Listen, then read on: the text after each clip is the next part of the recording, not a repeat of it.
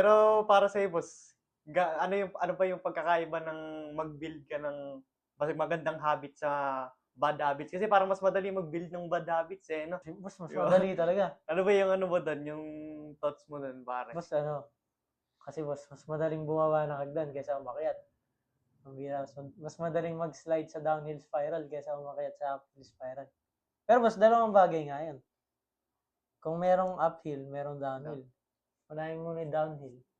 Siyempre, halimbawa, ang ginagawa mo, may girlfriend ka, tapos binabastos ka lang niya, gano'n. Tapos masama yung loob mo sa school. Tapos kinakailangan mo siyang ligawan. Tapos di ka makapag-gym kasi kailangan mo siyang habulin. Tapos ano pa ba, hindi ka makapag-review ng matino kasi kailangan mo siyang habulin. Masakit yung ulo mo, puyat ka.